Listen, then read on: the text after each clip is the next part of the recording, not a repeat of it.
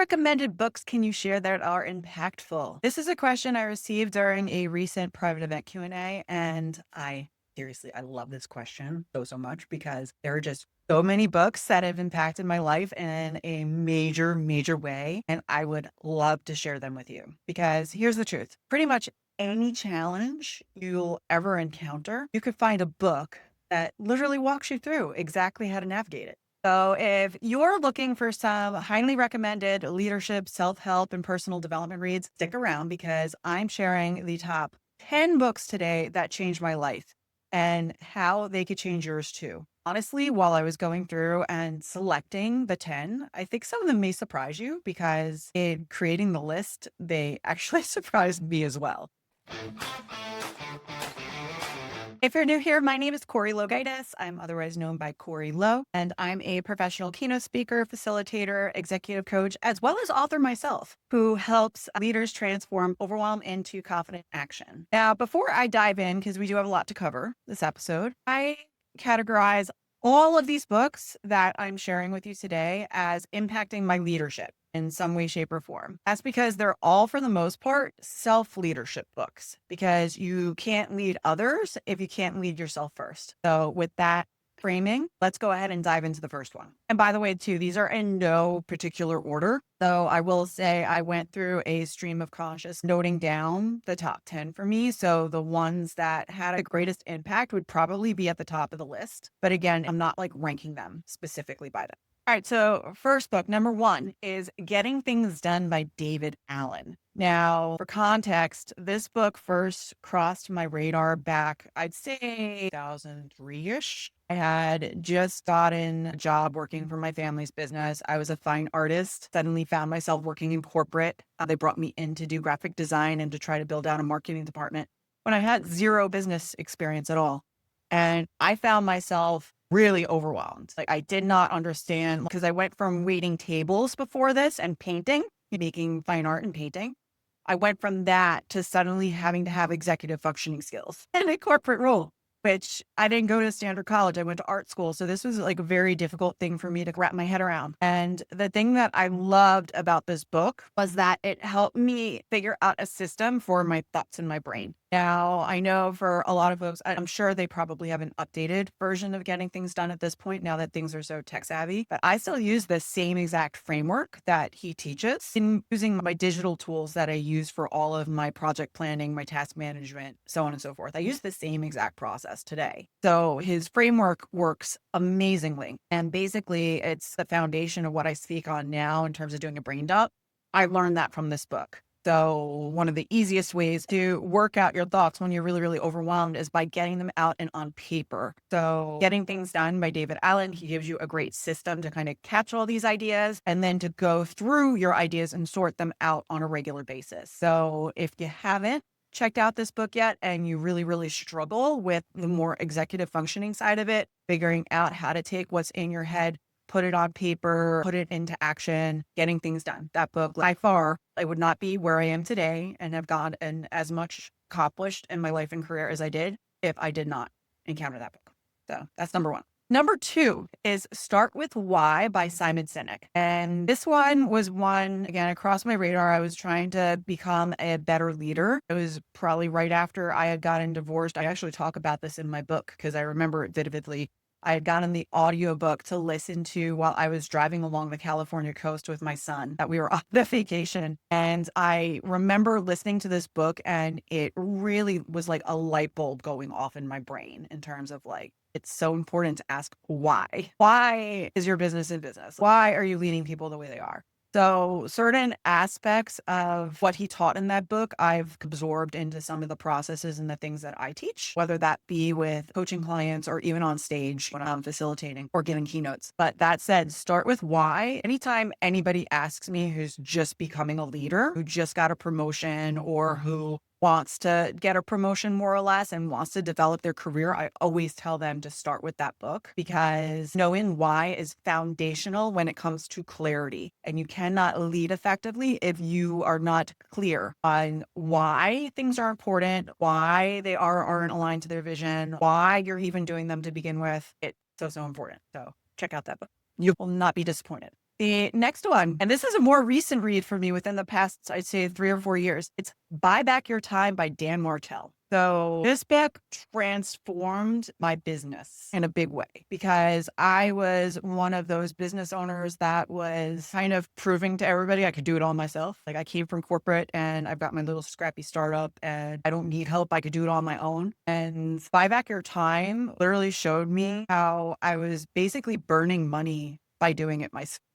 I might as well have taken out all the cash in my wallet and just set it on fire because I was not using that time effectively. And I should have been buying back my time, as he said. Basically, it's a book that teaches you how to leverage various types of delegation, most importantly by hiring out your team, whether that be you as a business owner, or even if you're working as an executive or in a career, there are multiple different ways to buy back your time that you could build into your business plan for whatever you're responsible for. And I found his frameworks super helpful. And in fact, it's interesting when I had read the book, I had then decided, you know what, I'm going to buy back my time by finally getting a virtual assistant. And now that virtual assistant has been with me, I think 2 or 3 years at this point. And now I have 2 more in addition. And I've been more or less kind of by accident in a way, expanding my team the way that he recommends to do it in the book. So if you are a business owner, you're a leader with a budget that you're responsible for and building out your team, Buy Back Your Time is such a great read because it'll give you all the frameworks and things that you need to be looking at to understand the value of said tasks and how to best assign and delegate them. So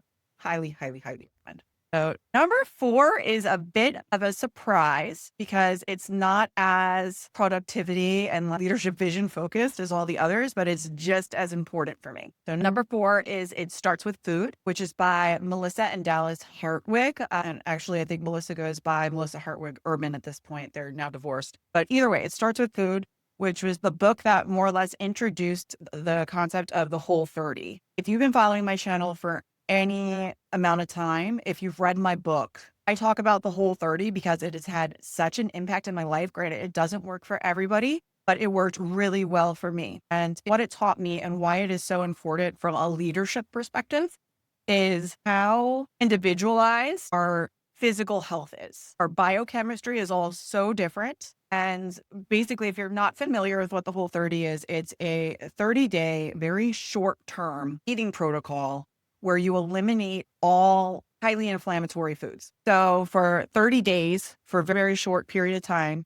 you're eliminating sugar, alcohol, grains, legumes, dairy, and any kind of processed foods, obviously. So these are all highly, highly inflammatory foods. And the first time I did it was 10 or 15 years ago. And I had been a longtime vegan and I was still having various health issues pop up here and there. And I remember by about day 14, usually when you get 2 weeks into it, you have what's described as tiger blood, that you feel this like crazy burst of energy. And it was the first time in my life I ever understood what it was like to feel fully present, locked in, and energized without needing to rely on things like coffee. I did not think it was possible. I also thought things like brain fog were normal. And I've learned, again, I've been doing this 10 or 15 years at this point, that for me, gluten and dairy in particular are highly inflammatory for me. And gluten in particular causes really bad brain fog, which when you make your living as a professional speaker and you're meant to be on stage and speaking off the fly, that's a no-go. From a high performance standard, that cannot happen.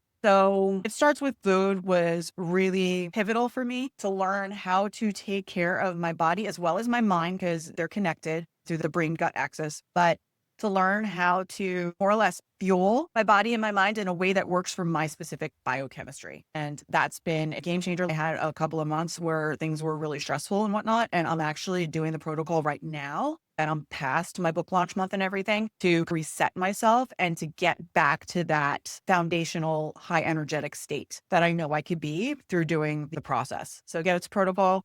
I love it. If you've struggled with food, if you struggle with brain fog, if you struggle with energy and you're expected to perform at a high energetic capacity, whether it be mentally or physically, I highly recommend checking it out. So number 5, this is another one of my favorites, and the title is really catchy. It's Get Rich Lucky Bitch by Denise Duffield-Thomas. Now, again, it's not a typical leadership book, but it was so important for me to learn because it's a money mindset book that's really designed for women from the perspective of women, but anybody can get value from the book. I recommend it to so many people, male or female. and it's learning how to reprogram self-limiting beliefs surrounding money. It was a very quick read. It's very funny. And immediately upon implementing some of the stuff that she talked about, I got immediate results out of it from a money mindset perspective. And my pay has increased and everything else every year since. I've also worked with Denise through her Money Bootcamp program as well, which her book kind of leads to that. And it's been a transformative experience in terms of my business and my career. So a lot of times too, people will ask me like, hey, what are like great podcasts to listen to and stuff like that. I always recommend Denise's stuff. And if you haven't read Get Rich Lucky Bitch and you are looking specifically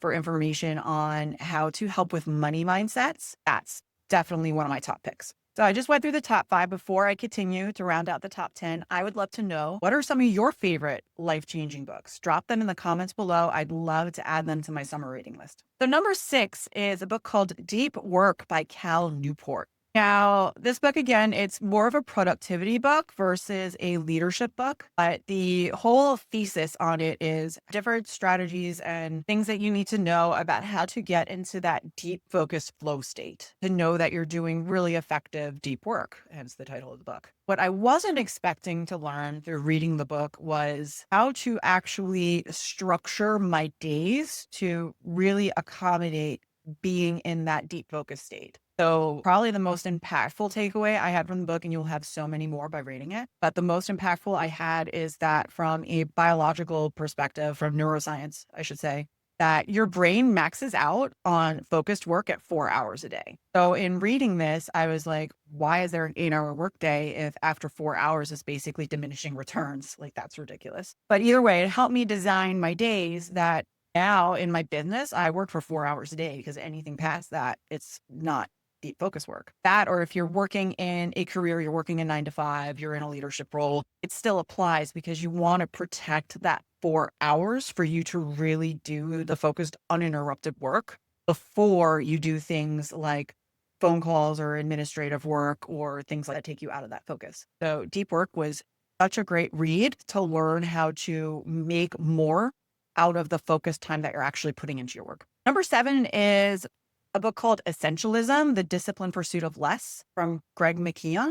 Hopefully I'm saying that right, Greg McKeown. And this one was really pivotal for me in learning how to reduce things to only what's absolutely essential. What is it that needs to happen? What is it that's a priority? Which from a leadership perspective is so important, because it applies to multiple different things, whether it be being able to focus on one specific mission and having everything aligned to that, to making sure that for your scheduling and everything, that you're only working on what's absolutely essential to move the needle, and to give yourself filters and stuff to get rid of things that will kind of distract yourself from that. And granted, I read it a really long time ago, but that said, when I was going through my Kindle list and looking at all the books I read, I'm like, oh, that was one that really impacted me. That I remember, it helped me so much, and learning as a complement to what we were talking about with deep work, on how to, from a strategic level, make sure that I was really focused on the right things and only what was truly essential. Number 8 is going to be a surprise, because it's not leadership or productivity or anything like that.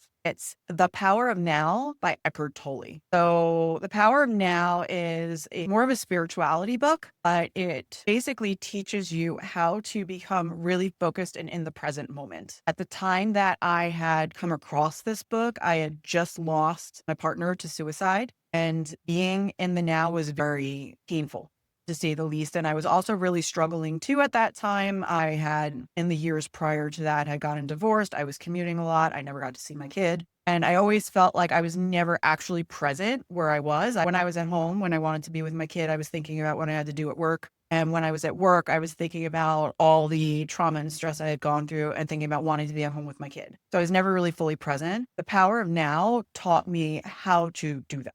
So it was highly impactful. Bonus points too, if you're into audiobooks. I had done the audiobook of this one, and Eckhart Tolle's voice, his accent and everything, is so relaxing and so chill. And it's actually a book that I will come back to on a fairly regular basis, like once every year or two, and I'll re-listen to, because it was that impactful for me to learn how to recenter and really focus on the now. And last but not least, number 10 is The Miracle Morning by Hal Elrod. So this is what it really falls more under the productivity side of it. And again, I read this book like 10 years ago or so, but I remember right, Hal had actually interviewed a slew of highly successful people and asked them what habit systems and routines they were doing that led to that success. And he more or less coined this term called the miracle morning, where every single morning you're doing a routine. So his Savers framework goes through to silence, affirmations, visualization, exercise, reading, and scribing or journaling. So I've used some sort of variation of this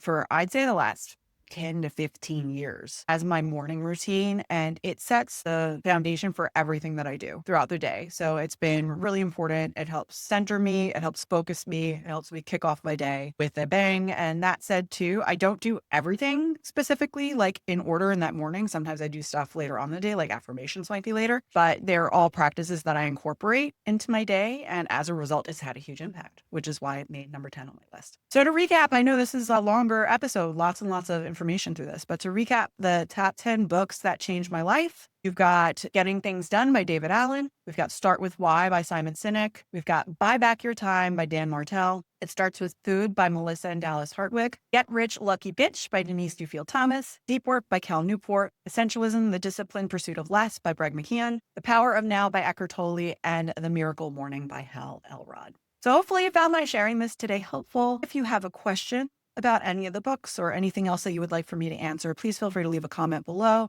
and I just may feature it on a future episode. And if you enjoy reading leadership, self-help, personal development books, you also might enjoy my book, The Five Overwhelm Culprits. That's out. It's designed to help you transform overwhelm into confident leadership action, or more or less to save your sanity without sacrificing your success. And it's available for purchase in the show notes. You could also learn more ways to work with me, whether that be one-on-one through coaching and advisory, or through speaking and workshops for organizations and teams in the show notes as well. So thank you so much for being here, and I will see you on the next episode. I'll see you next time.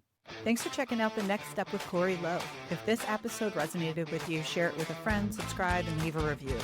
Together, we'll transform overwhelm into action, and we'll keep taking the next step towards confident leadership. See you next time.